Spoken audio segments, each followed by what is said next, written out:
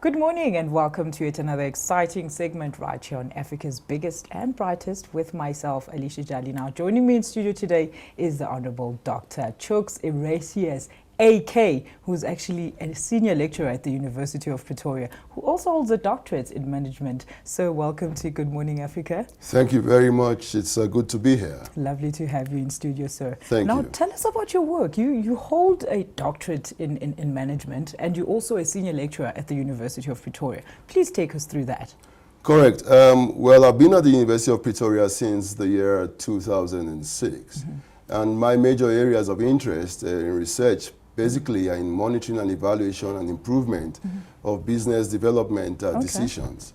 I have dribbled into the area of monitoring and evaluation because of the consequence, and the effect that it has on development generally in society.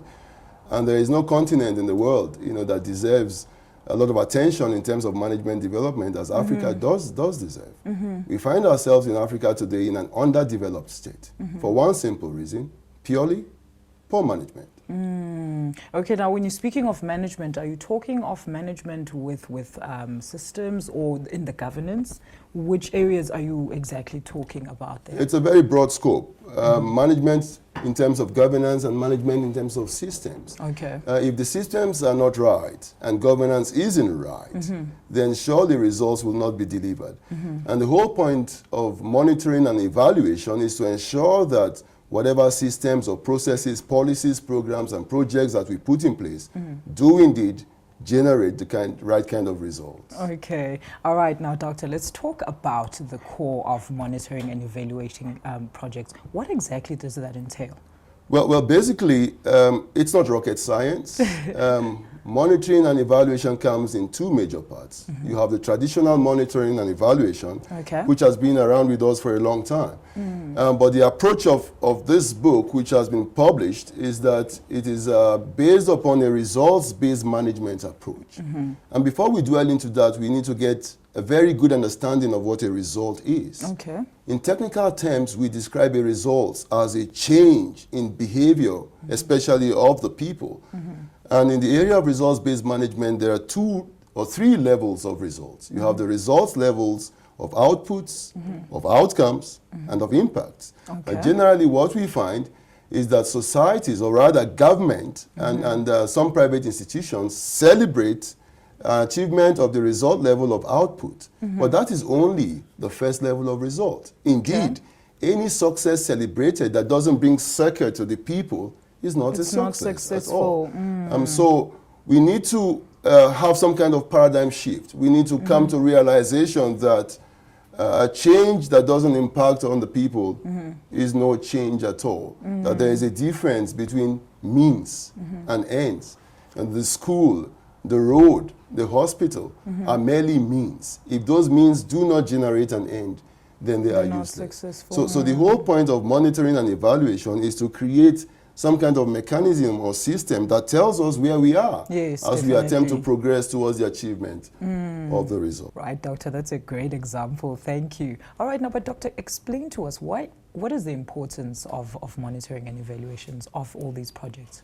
Okay, clearly, we live in an underdeveloped society.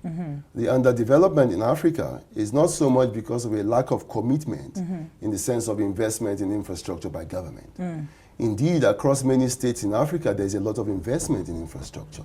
However, the investment in infrastructure is not generating the benefits that it should generate. Simply because we are not keeping track of whether those benefits are being generated. Monitoring systems therefore allow us to demonstrate unequivocally, very transparently, that we're able with facts and figures to meet objectives that we have set for ourselves. And also, Doctor, you also mentioned that we have these projects where we have these white elephants that are left and people are not able to complete them. Correct. So is it part of the results of not them being monitored and evaluated the whole time? Well, correct in a sense. Most of those projects are created out of a peddling mentality. People just create solutions when they do not, first of all, understand the problem. And what we prescribe in monitoring and evaluation for it to be worthy of all the effort is to ensure that the solution prescribed does speak to a problem.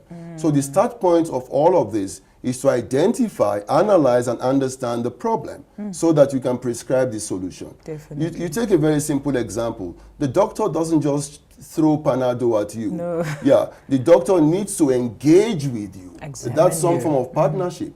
He engages with you in order to get a good understanding of the how you're problem that you feeling. have, which will then serve as a precursor for the prescription of the solution. Without a good understanding of the problem, we will have schools standing, not changing anything. We will have, as it is in the South African case, for instance, a lot of money being spent on distribution of condoms. The question we must ask is, has it reduced the spread or level the of scourge spread. of HIV and AIDS? Certainly not. Certainly. So we must go back and articulate that problem properly From the beginning, so that we yeah. can understand what solution will speak to it. This cannot be done without a tacit cooperation of the people themselves, who will also demonstrate whether the results have been achieved. Wow. Oh, wow, Doctor. Okay, let's talk about your book now. I see a very bright red book there. Please take us through. Well, monitoring and evaluation of projects, of programs, and of policies was put together by myself and some academics in the Western Cape. Wow. 2 professors in the Western Cape. The reason this book was put together was because many people were wallowing in the abyss of lack of knowledge as to how to monitor and evaluate. The South African case is a good one, and the government has indeed in South Africa set up some unit in the presidency for monitoring and evaluation because they take it seriously. The trouble, however, is that very simplistic concepts and notions are not clearly understood. This is the aim of the book, to demystify this arena of monitoring and evaluation. If you take a simple case, I said to you earlier that results are defined in monitoring and evaluation in 3 levels: yes. outputs, outcomes, and impact. Yes. An output is certainly different from an outcome. Definitely. But if you ask the average practitioner in government or in private practice what the difference is, they will be unable to tell you. Clearly, this book demonstrates that difference. Okay. And it's very simple. An output refers to what you put out. What you put I out. just say, reverse those words. It's an Yes. amalgamation or marriage of 2 words. Outputs, what you put out. So I put out a certain product. The fact that I put it out does not mean that I have been successful. My success is defined by what I get out of the product that I have put out, which is then an outcome. An outcome asks the question, what has been the result of the school that was planted in the community? True. What has been the result of the roads that were constructed in the state or in the province? What has been the result of the stadium that was built? If there has not been any tangible, describable, measurable, and demonstrable results in those areas, then those infrastructures or those activities, whatever they may be, projects, programs, or policies, have been in vain. So the central point is really to measure our success on the basis of outcomes, not outputs, because outcomes describe people. Outcomes describe people and change in the lives of the people. Wow. Thank you so much, Doctor, for joining us in studio today. But if people need more information on where to get the book, to get hold of you for this expert advice, how can they do so?